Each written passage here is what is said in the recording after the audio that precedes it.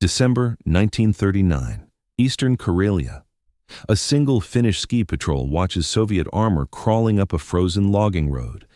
The temperature sits at minus 35 degrees Celsius. The snow is 2 meters deep in places, and 73 men are about to teach the Red Army that in war, terrain matters more than tanks. Finland had been independent for 21 years when Joseph Stalin decided it wasn't far enough from Leningrad. On November 30th, 1939, Soviet forces crossed the border with 45 divisions, 3,000 aircraft, and more than 6,000 armored vehicles. They expected to reach Helsinki in 2 weeks. The Finns had 9 divisions, 114 aircraft, and 32 tanks, most of them captured from the Russians during the Civil War. On paper, the invasion should have ended before Christmas, but Finland wasn't flat. And the Finns knew every frozen lake, every forest trail, every bottleneck where the roads narrowed and the trees crowded in. The Winter War wasn't a story of miracles. It was a story of men who understood that mobility beats armor when the enemy can't maneuver. Simo Heiha's unit operated in the Kola sector, north of Lake Ladoga, where Soviet planners had drawn clean arrows on maps and assumed the forest would cooperate. It didn't. The Red Army moved in column because the roads were the only routes wide enough for trucks and T-26 light tanks. Off-road, the snow swallowed vehicles to their axles. Commanders stayed on the logging roads, and the Finns knew it. By mid-December, the pattern was clear. Soviet columns advanced, Finnish ski troops hit them, then vanished.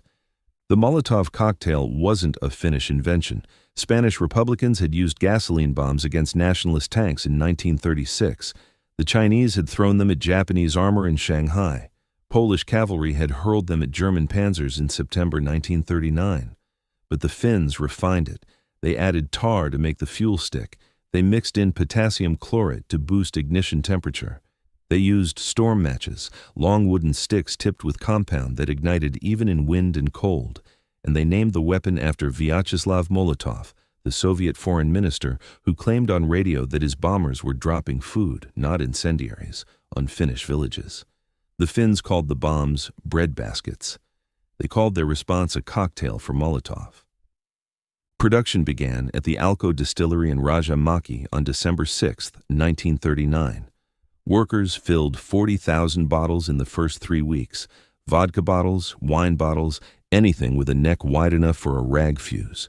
Each bottle held a half-liter of gasoline, thickened with kerosene and tar. Each one weighed just under a kilogram. A man on skis could carry 6 without losing speed. By January, production reached 20,000 bottles per week. By the end of the war, Finnish forces had manufactured over 450,000 Molotov cocktails. The assembly line ran 24 hours a day, staffed by distillery workers, volunteers, and women from the Lada Svard Auxiliary Corps. The tactic was simple.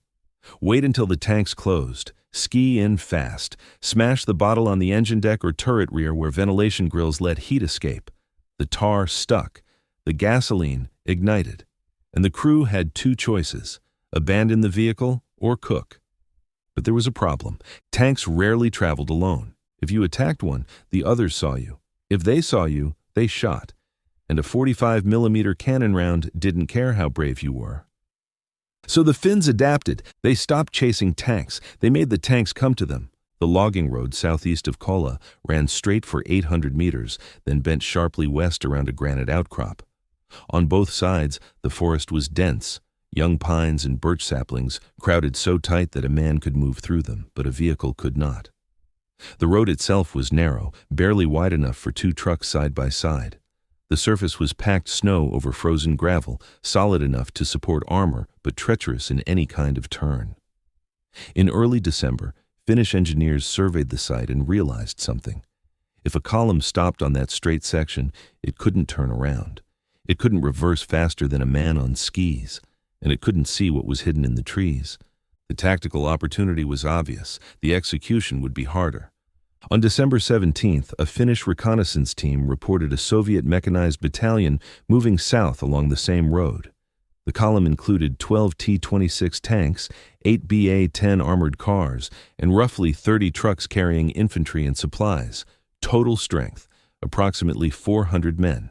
Air reconnaissance, a single Fokker D-21 fighter making a low pass at dawn, confirmed the composition and estimated arrival time. The Soviets were moving slowly, roughly 8 kilometers per hour, clearing suspected ambush points with dismounted infantry before allowing the vehicles to advance. The Finns had 73 riflemen, 2 Lottie Salarana light machine guns, no anti-tank guns, no artillery support, and 216 Molotov cocktails stockpiled in a dugout 300 meters west of the road. The plan came together in less than an hour. Lieutenant Arne Jutelainen, no relation to the ace pilot, drew the map in snow. 3 squads would set up firing positions in the trees flanking the road's straight section. They would not engage until the signal. A 4th squad, 12 men on skis, would move south and light decoy fires along the road 2 kilometers ahead of the Soviet column. The fires would look like Finnish bivouacs. The Soviets would see smoke, assume they'd found a target, and advance to investigate. When the column reached the straight section, the road behind them would be blocked, not by Finnish troops, by their own disabled vehicles. The first part went exactly as planned. At 0600 hours on December 18th, the decoy team lit 4 fires using wood soaked in diesel fuel. The smoke was black and thick, visible for kilometers in the still morning air. Soviet forward scouts spotted it by 0630. The column picked up speed. Radio intercepts, monitored by a Finnish signals unit 5 kilometers north, indicated that Soviet commanders believed they'd located a Finnish supply depot. Orders went out to capture it intact. By 0730, the lead elements, 2 BA-10 armored cars and a T-26, were within 400 meters of the decoy fires. The Finnish ski team withdrew north, staying just out of rifle range, letting the Soviets think they were routing a small outpost. Soviet infantry dismounted and began advancing on foot, rifles ready, expecting scattered resistance. The column followed. At 0753, the lead T-26 entered the straight section of road. The tank commander, buttoned up against the cold, couldn't see into the forest on either side. He saw empty road ahead. He saw tire tracks in the snow. He kept moving. The turret traversed left, then right, covering the tree line, but the gunner saw nothing to shoot at. Behind him, 11 more tanks and 8 armored cars compressed into the corridor. The spacing closed from 50 meters to 30, then to 20. Soviet doctrine called for dispersed movement, but the narrow road and the urgency to reach the supposed depot overrode training. The trucks followed, drivers hunched over their wheels, eager to close the distance and dismount their infantry near the fires. When the 14th vehicle, a flatbed truck carrying ammunition crates, crossed the invisible line Jutelainen had marked on his map, the Finns opened fire. Not on the tanks. On the last 2 trucks in the column, 2 Molotov cocktails, thrown from less than 10 meters, hit the rear truck's canvas canopy and fuel tank simultaneously. The vehicle ignited in seconds. The driver tried to reverse, collided with the truck behind him, and both vehicles became a rolling bonfire. Flames climbed into the canopy, reached the ammunition crates in the flatbed, and the first explosion tore the truck bed apart. Secondary detonations followed, rifle ammunition cooking off in cascading strings of small arms fire. The blast severed the column. 16 vehicles were now trapped between the burning wreck and the decoy fires ahead. The Soviet tank commander realized the problem immediately. He tried to reverse, but the vehicle behind him, another T-26, was already backing up. They collided, treads grinding against each other, neither able to disengage. Radio chatter spiked. Commanders shouted conflicting orders. Some vehicles tried to advance, others tried to reverse. The column lost cohesion in under 30 seconds. The Finns moved in from both sides. They didn't charge, they glided. Skis hissing over crusted snow, white camouflage smocks rendering them nearly invisible against the birch trunks. Each man carried 6 Molotov cocktails in a canvas sack slung across his chest. Each man had been trained to throw from 20 meters, hit a target the size of a hubcap, and withdraw before the tank crew could depress their guns low enough to fire back. The training had taken place at night, in sub-zero temperatures, using actual T-26 Hulks captured in previous skirmishes. Jutelainen had insisted on realism. Every man had thrown at least 50 practice bottles before being cleared for combat operations. The first tank died at 0756. A bottle struck the engine deck, tar and gasoline cascading into the ventilation grills. The flames didn't penetrate the armor. They didn't need to. The heat rose so fast that the engine seized within 90 seconds. The crew abandoned the vehicle, hatches banging open, and Finnish riflemen in the trees cut them down as they climbed out. 3 men. Dead before they hit the snow, the second and third tanks tried to turn. Their treads chewed frozen ground, engines roaring, but the road was too narrow and the snow on either side too deep. They bogged down, treads spinning uselessly, throwing up plumes of ice crystals. Molotov teams closed from behind, targeting the thinner rear armor and exhaust ports. Both vehicles were burning by 07:59. One crew escaped, the other didn't. Soviet infantry began dismounting from the trucks. They had orders to secure the flanks, push into the forest, and flush out the ambushers. But the forest was impossible terrain for men in greatcoats and felt boots. They sank to their hips in snow. They couldn't see the Finnish positions, and when they fired into the trees, they hit nothing. The Finns were 40 meters back, concealed behind deadfall and snow-laden branches, watching the Soviets flounder. Finnish machine gunners waited until the infantry clumped together near the vehicles, then opened fire in disciplined bursts. 3 seconds, shift position, 3 more seconds, move again. The Lottie Salaranta guns fired 7.62 by 54mm rounds at a cyclic rate of 500 per minute, but the gunners never fired more than 10 rounds at a time. Fire discipline was absolute. Ammunition was limited. Every burst had to count. The Soviets couldn't return effective fire. They couldn't advance. They couldn't retreat through the burning vehicles behind them. They could only die or surrender. By 08:10, 9 of the 12 tanks were burning or immobilized. Soviet crews who tried to fight from inside their vehicles found that the T-26's riveted armor conducted heat. The interior temperature climbed past 60 degrees Celsius in less than 2 minutes once the exterior was burning. Men cooked in their seats. Those who bailed out faced Finnish rifles. Those who stayed inside suffocated or burned. The remaining 3 tanks, at the front of the column, near the decoy fires, tried to break out. They accelerated, engines screaming, intent on smashing through whatever was blocking the road ahead. The lead tank commander radioed that he was advancing to secure an escape route. His transmission cut off mid-sentence. There was nothing blocking the road ahead. But there was a ditch. Finnish engineers had spent the previous night widening a drainage culvert that crossed under the road just past the last decoy fire. The ditch was 2 meters deep and 4 meters wide, covered with a thin layer of branches and snow that looked solid from a moving vehicle. The camouflage was crude but effective. At 30 kilometers per hour, a driver had no time to spot the deception. The first tank hit it at 08:12, broke through, nosed straight down. The turret jammed into the frozen earth. The driver tried to reverse, but the treads had no purchase. The tank was stuck vertical, engine idling, completely helpless.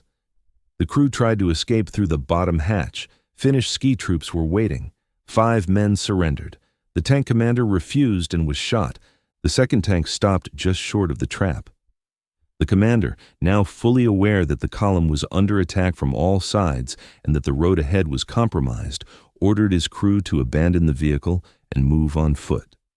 They lasted 11 meters.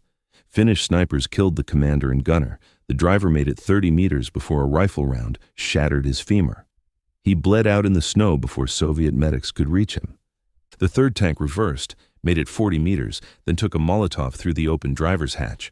Someone had gotten close enough to toss the bottle underhanded, like a softball pitch, directly through the narrow vision slit. The bottle shattered against the interior firewall. The crew bailed out, uniforms smoldering, and surrendered to the nearest Finnish ski trooper.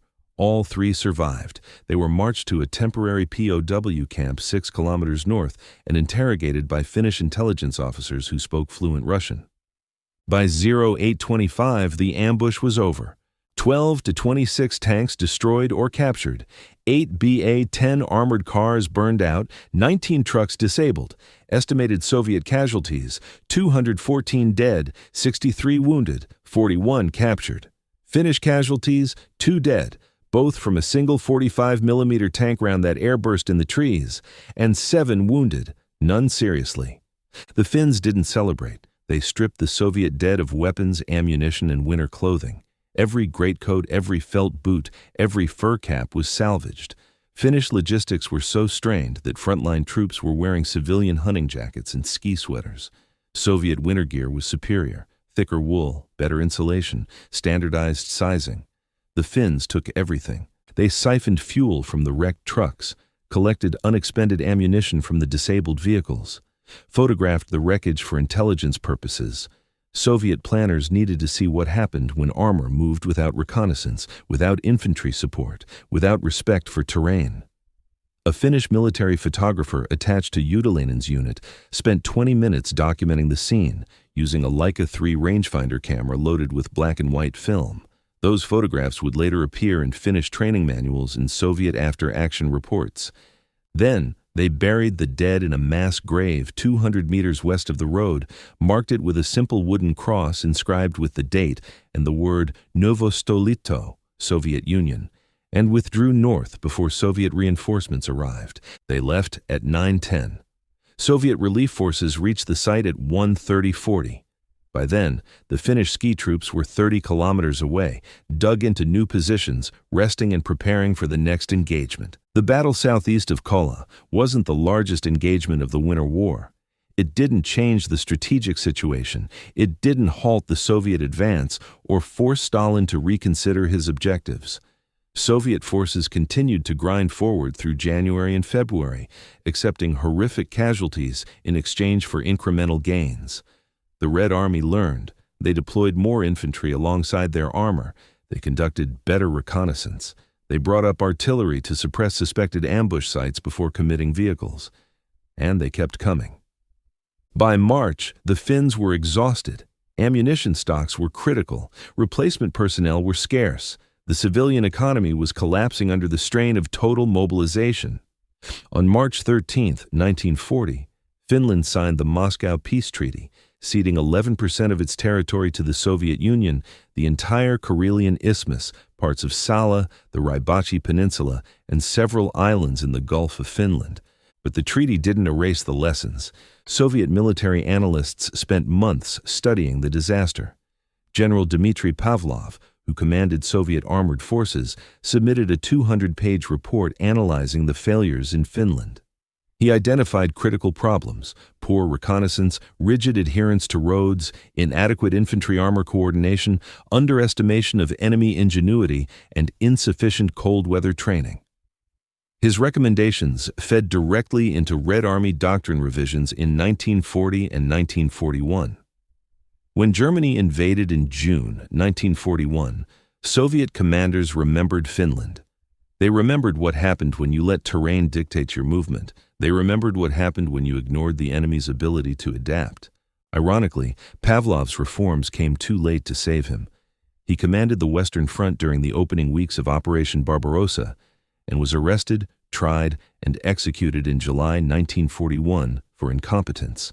But his analysis survived. Soviet armored doctrine after 1942 emphasized combined arms operations, reconnaissance, and terrain awareness, all lessons written in blood on Finnish logging roads.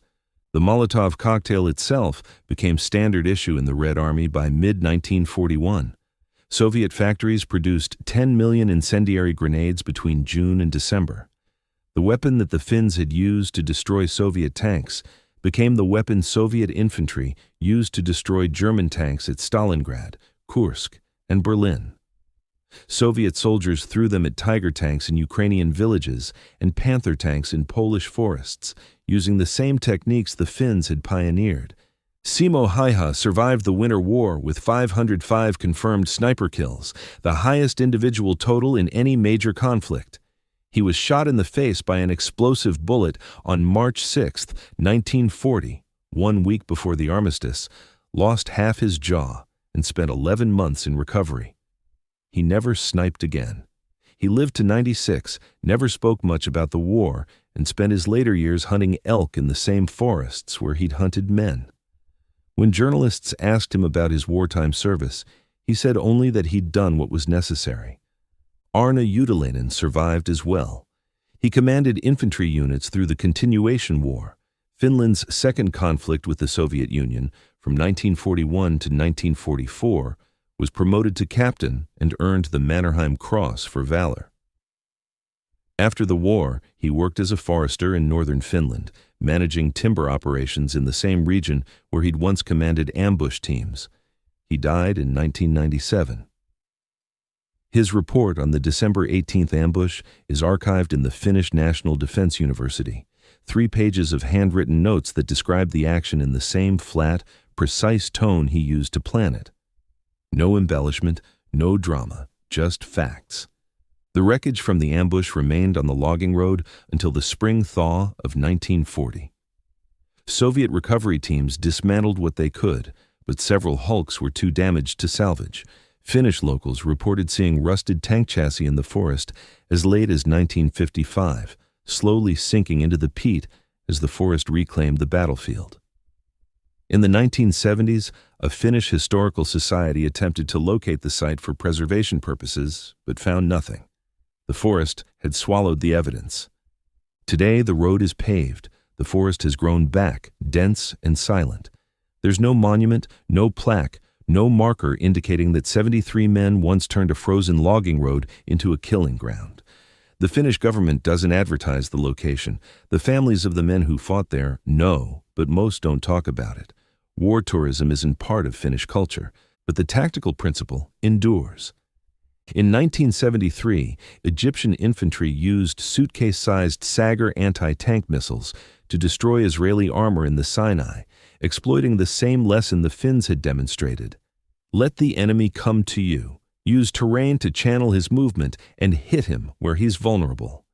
In 1994, Chechen fighters in Grozny used RPGs and improvised explosives to destroy Russian armored columns in city streets, applying the same ambush geometry Judelainen had sketched in snow 54 years earlier. In 2003, Iraqi insurgents used the same tactics against American convoys in Baghdad and Fallujah.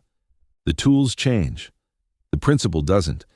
Superior numbers mean nothing if you can't deploy them. Superior armor means nothing if you can't maneuver, and superior firepower means nothing if your enemy controls the ground.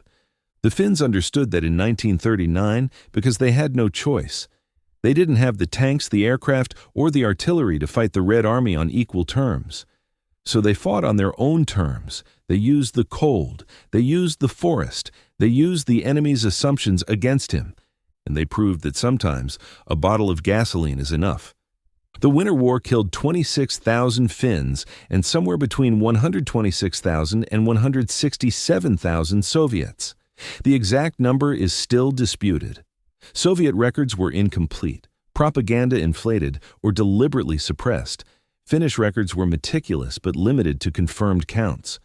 What isn't disputed is the ratio. For every Finn killed, 5 Soviets died. That ratio wasn't the result of superior courage. It was the result of superior preparation. The Finns had spent 20 years planning for a Soviet invasion. They'd mapped every road, every trail, every frozen lake that could support a vehicle. They'd stockpiled supplies in hidden caches throughout the border forests. They'd trained their troops to operate in conditions that would have incapacitated most European armies. And when the war began, they executed that preparation with brutal efficiency. The Molotov trap southeast of Kola was one example. There were hundreds of others, small unit actions, hit-and-run ambushes, night raids that left Soviet supply columns burning and demoralized. At Suomussalmi in January 1940, Finnish ski troops destroyed 2 Soviet divisions, 27,000 men, in a series of ambushes that left the forest roads littered with frozen corpses and abandoned equipment. At Ryate Road, Finnish forces annihilated the Soviet 44th Rifle Division, capturing 71 tanks and over 300 vehicles. None of these battles stopped the Red Army, but together they inflicted enough casualties, destroyed enough equipment, and shattered enough morale that Stalin agreed to negotiate rather than continue bleeding divisions into the Finnish wilderness. The treaty was a defeat. Finland lost land, lost lives, lost cities. Viipuri, Finland's second-largest city, became Soviet Vyborg. 420,000 Finnish civilians were displaced, 12% of the entire population. They left behind homes, farms, businesses, churches, graveyards. The land they abandoned is still part of Russia today. But Finland survived. And survival, in the winter of 1940, was a kind of victory. The men who fought at Kola didn't see it that way. They saw the territory they'd defended handed over to the enemy. They saw families displaced, homes abandoned, entire communities erased from the map. They saw their friends buried in unmarked graves and knew the war had settled nothing. Finland would fight the Soviet Union again in 1941, retake some of the lost territory, then lose it again in 1944. The conflict defined a generation. But they also knew they'd done something no one expected. They'd held the line. They'd made the Red Army pay for every kilometer. And they'd shown the world that a small nation, fighting on its own ground with its own terms, could bleed a superpower white. That was the lesson. Not that determination wins wars, but that determination, combined with preparation, terrain, and tactical flexibility, can make conquest too expensive to sustain. It's a lesson written in rust and bone along a forgotten logging road in eastern Karelia. A lesson sealed in Soviet after-action reports and Finnish casualty lists. A lesson that echoes in every asymmetric conflict since. And it started with 73 men, 216 bottles, and the simple understanding that tanks need roads. Block the road, burn the tanks, and disappear into the forest before reinforcements arrive. It wasn't heroic, it wasn't glorious, it was methodical, brutal, and effective. It was war reduced to its essence, preparation, meeting opportunity in the coldest place on earth. And for one morning in December 1939, it was enough.